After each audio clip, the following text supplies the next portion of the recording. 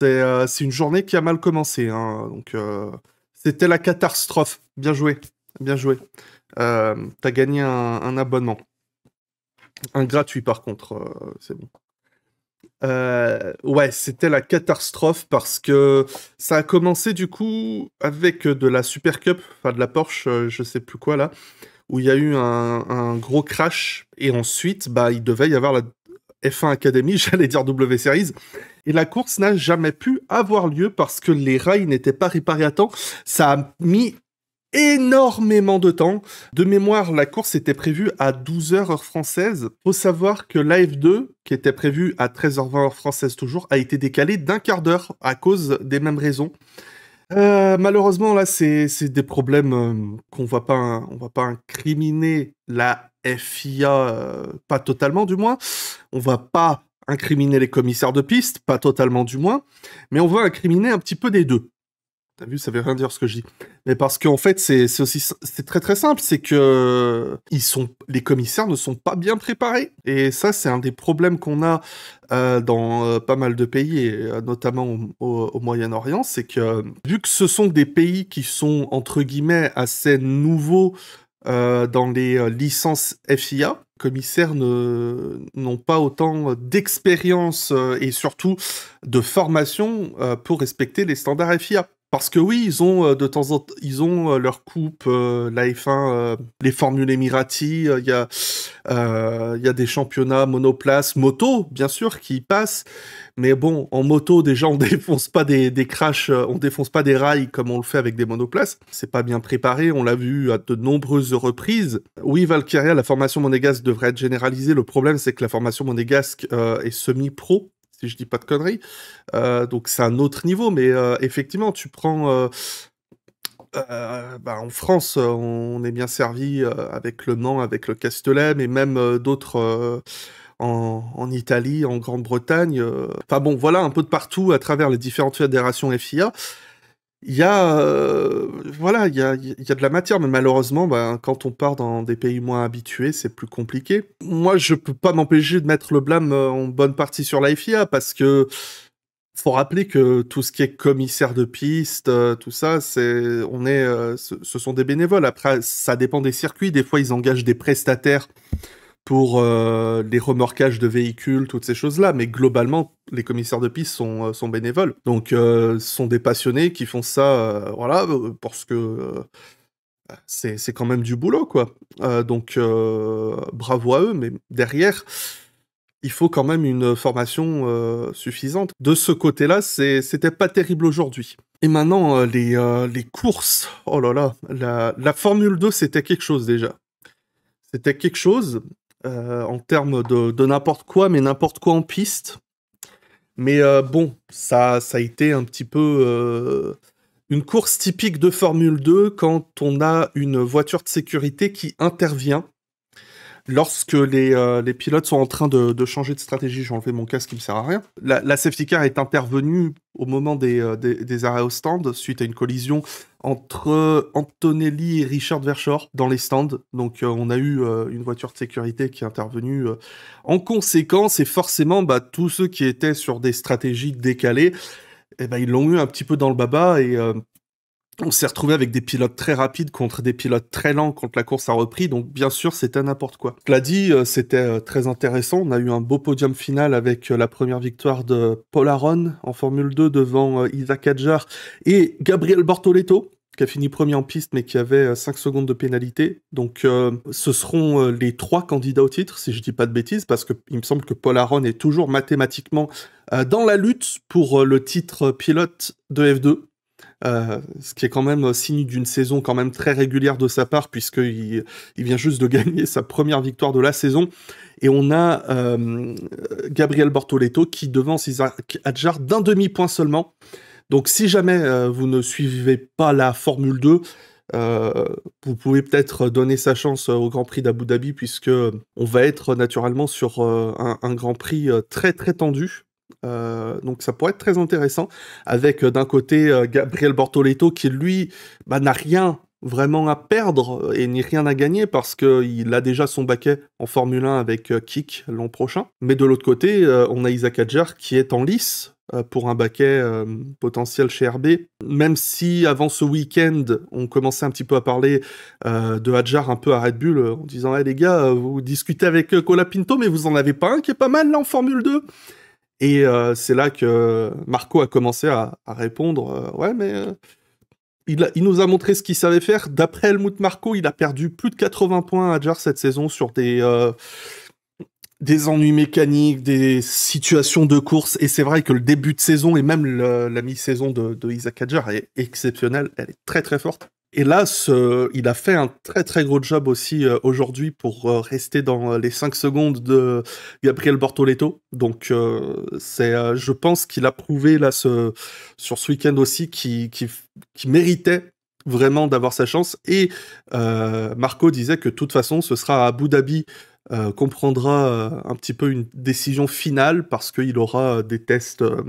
Il roulera, je sais plus si ce sera dans la Red Bull ou dans la RB, mais il roulera en tout cas. On a un titre sous plein de tension et Paul Aron, de son côté, vient juste d'être signé en tant que pilote de réserve 2025 de l'écurie Alpine Alpine Renault, pardon, je confonds. C'est 2026 Alpine Mercedes. Très clairement, ce n'est rien contre Kouchmaini ni Victor Martins, qui sont deux très bons pilotes actuellement de l'Académie Alpine, mais c'est juste qu'on sait que Aaron a des connexions avec Hightech, et Hightech aurait des connexions avec Alpine pour racheter l'équipe dans un futur plus ou moins proche. Donc voilà, on en est là bien sûr. Je vais en profiter pour aborder le sujet de la une place de pénalité. Alors, Max Verstappen est coupé d'une place de pénalité en qualification. C'est du jamais vu en Formule 1. Donc voilà, là c'est formidable aussi. En termes, là ce week-end, on a gagné, c'est l'intégrale. C'est-à-dire on a les 5 numéros et le numéro complémentaire.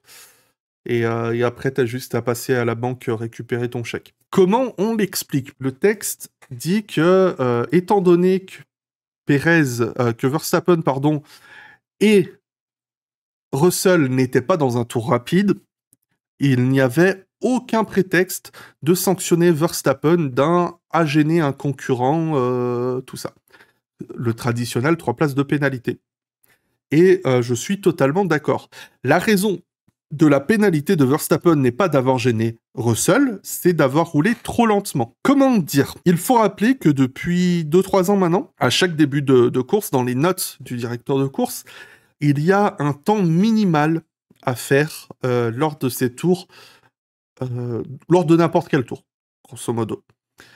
Pourquoi? Pour éviter les embouteillages, pour éviter d'avoir des cas comme à Monza où tout le monde roule au ralenti pour être sûr d'avoir de l'aspiration, tout ça. En ce faisant, Verstappen, je crois, il n'a pas respecté le delta imposé par la FIA. On a tapé sur Verstappen pour cela et naturellement pour avoir plus ou moins forcé Russell à réagir en conséquence. Cependant, quand tu te mets du point de vue de Verstappen, il n'a aucune obligation de laisser passer Russell, et surtout que les deux étaient à vitesse réduite. Verstappen, il avait Alonso devant lui, il a simplement levé le pied pour que Alonso s'éloigne, pour que quand lui il attaque, Alonso ne le gêne pas, voilà.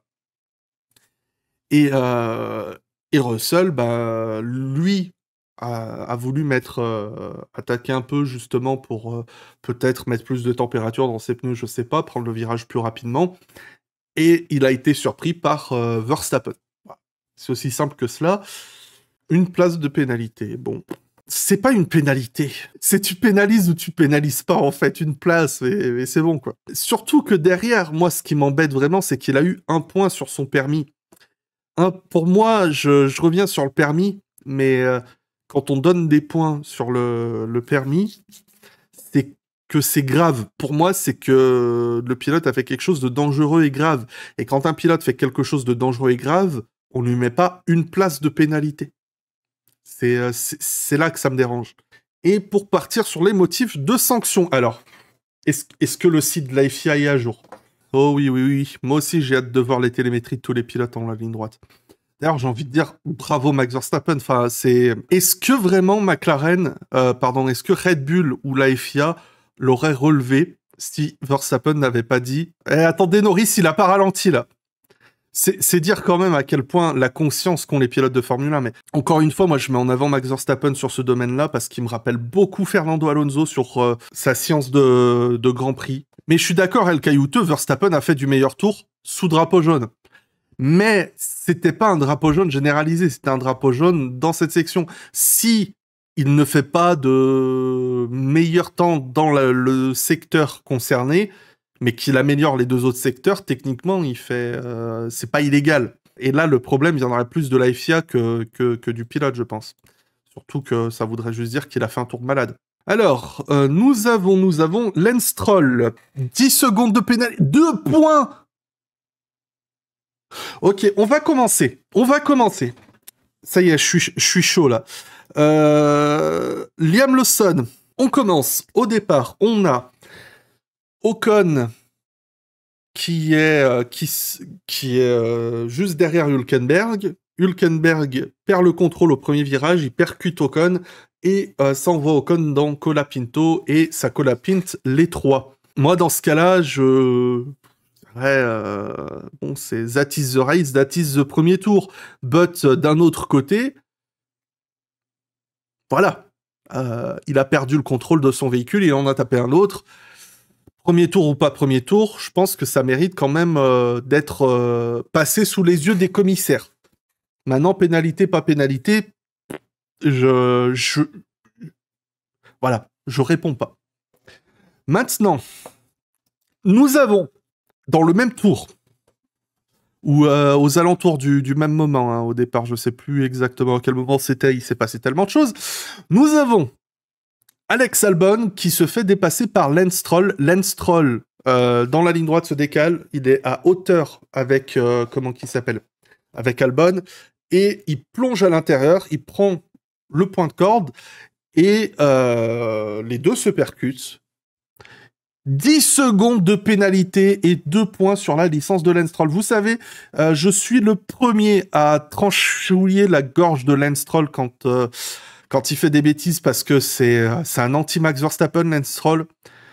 Pas qu'en termes de rythme, mais en termes de conscience de ce qu'il a autour de lui, c'est une catastrophe ambulante, Lance Stroll. Mais là, pour le coup, je me range totalement de son côté, parce que déjà, c'est la course. Il y a un moment, voilà.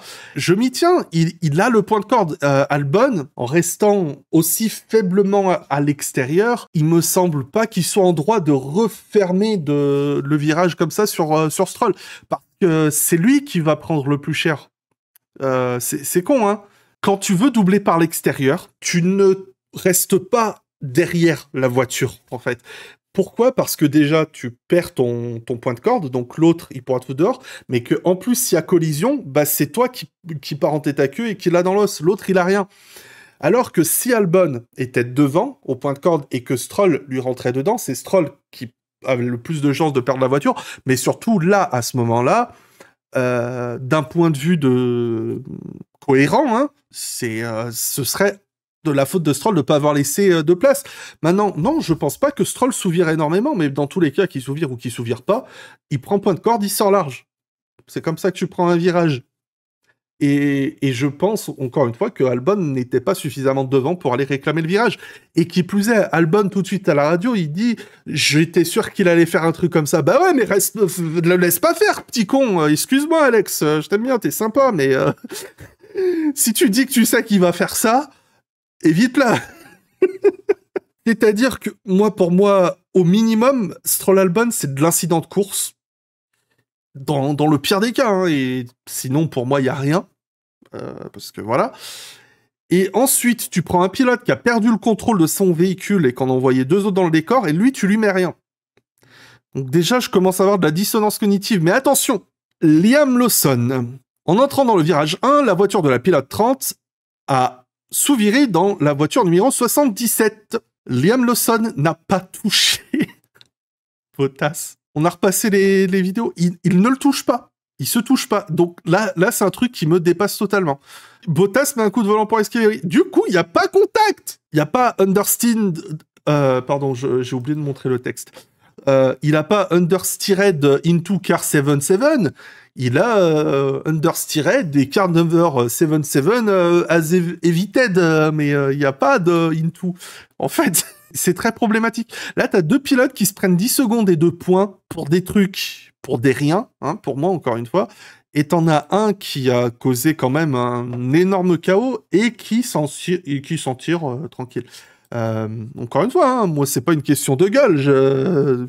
Dans l'eau, moi, Hülkenberg, j'ai envie de le voir bien faire, tu vois. Mais bon, il y a un moment, il a fait une connerie, il assume, quoi. Alors que Lawson et Stroll, pour moi, dans ces cas-là, mais ils ont vraiment rien foutu, quoi. Car numéro 44, speeding in the pit lane, bon. En plus, c'est pour 2,5 km/h, donc c'est quand même beaucoup. Le chat continue de ronfler, oui. Là, c'est sans appel, hein, en général. Voilà, la décision, c'est un drive-through, donc passage par la voie des stands.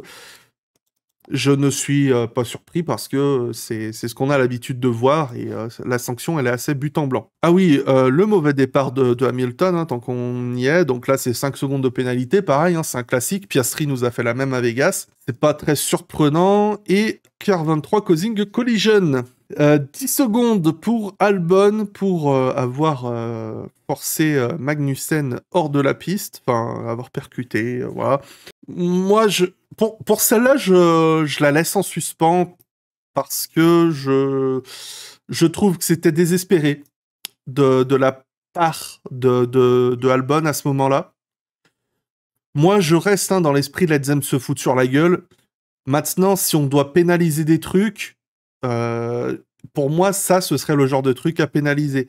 Et je referai peut-être un sujet là-dessus parce que j'en avais déjà parlé dans une chronique à l'époque. Moi, je veux qu'on supprime les 5 secondes de pénalité. Je trouve que c'est pas une pénalité, 5 secondes. On l'a vu avec George Russell à la fin qui se prend 5 secondes. Ça, y a rien. Je sais même plus pourquoi il s'est pris 5 secondes, Russell, mais voilà, c'est pour moi une pénalité, ça doit vraiment te les briser. Et je préférerais qu'on soit dans un monde où on doit choisir entre c'était brutal, mais allez, ça passe, et c'était brutal, bon, bah, je te mets 10 secondes, tu vois, ou 20 secondes, je sais pas. Je préférerais que soit on n'a rien, soit c'est méchant, et pas d'entre-deux de est-ce qu'on met 5 secondes, 5,7 secondes, tu vois? Non, parce que bientôt on va avoir les 3 secondes 7 de pénalité, tu vois, enfin, on va mettre des entre-deux d'entre-deux. C'est celle avec laquelle j'ai le moins de problèmes. Et enfin, la plus stratosphérique, Lando Norris qui n'a pas assez ralenti sous des doubles... Ah, c'est des doubles drapeaux jaunes, donc pas juste du drapeau jaune. 10 secondes et 3 points de pénalité sur le permis. Alors celle-là, personne ne l'a vu venir. Personne ne l'a vu venir. Parce que, surtout quand on se rappelle qu'il y a 3 ans déjà, Bakou, quand il y a Verstappen qui a ce terrible crash, et que apparemment personne ne ralentit correctement, et qu'on entend Michael Masi qui dit attendez, si je dois le pénaliser lui, je devrais pénaliser tout le monde parce que personne n'a ralenti comme il faut, alors, hein. Ah ouais, bon bah voilà. Le truc, c'est que comment ça se passe d'habitude quand un pilote ralentit pas sous jaune, double drapeau jaune, il s'en tire avec une réprimande ou du 5 secondes dans le pire des cas. Donc le stop and go, personne ne l'a vu venir. Tu regardes le truc et puis... C'est où? Là, non. Pas... Je sais pas où c'est. Du coup, on l'a pas vu venir. Maintenant, ça mérite une remise à plat, mais cataclysmique, ces systèmes de sanctions. D'un autre côté, je vais faire le vieux Jackie Stewart, avec qu'à ralentir. La sécurité avant tout. Double drapeau jaune, ça veut dire qu'il y a un danger humain en piste. Double drapeau jaune, ça veut dire qu'il y a potentiellement un être humain sur la piste, devant toi. Donc, si tu ne ralentis pas, oui. Maintenant, je pose la situation, mais vous inquiétez pas, je vais poser le contre-coup dans quelques instants. Donc, à ce compte-là, je me range un peu du côté de la sécurité, à dire si les sanctions concernant les enfreintes de sécurité devraient être les plus élevées. Même si je trouve paradoxal qu'un excès de vitesse dans la voie des stands soit moins élevé que pas avoir ralenti sous un double drapeau jaune. Maintenant, Xuanz, oui, tu le dis, double drapeau jaune pendant 5 tours? C'est la question que je me suis posée pendant 5 tours. Ils vont le laisser combien de temps, ce putain de rétro, sur la piste? On aurait dû interrompre la course parce que c'est pas juste un morceau de débris qui est quelque part sur la piste, c'est un morceau de débris qui est en plein milieu d'une ligne droite. Une ligne droite où les pilotes se décalent très souvent pour se protéger ou prendre l'aspiration. Donc là, c'est très très grave qu'on n'ait pas réagi. Ça me rappelle Jeddah 2022, je crois, où on avait plein de débris en port de piste. Il a fallu 4 ou 5 tours avant qu'on ait du jaune pour que ça balaye. Là, il a fallu attendre qu'on ait Hamilton et Sainz coup sur coup qui chopent des crevaisons et que Bottas roule dessus aussi pour qu'on fasse quelque chose. C'est-à-dire que si Bottas ne se le prenait pas, ça se trouve, il y aurait jamais eu d'interruption. Pardon, c'est des allergies ou je sais pas quoi, là, et ça devient très violent. Oui, Alka, la voiture de sécurité virtuelle a été créée pour cela. Elle a été créée pour cela. Et là, ça dépasse l'entendement, surtout que on a placé à partir de Vegas Rui Marquez qui pour remplacer Monsieur Vitic. Bon, je vais même pas en parler, tout a été plus ou moins dit sur l'affaire. Il y a semi du politique, semi du ouais, fallait quand même faire quelque chose. Le fait est qu'on promeut Rui Marquez, qui était du coup commissaire de piste F2, F3 et enfin des feeders en général, à commissaire F1. Bon, ce week-end, il a fait l'intégrale parce que celle qui devait prendre sa place sur les feeders a été licenciée par Monsieur MBS quelque temps. Donc voilà. Honnêtement, je suis surpris parce que pour moi, ça serait typiquement le genre de personnage qui est habitué à foutre des drapeaux jaunes dans tous les sens.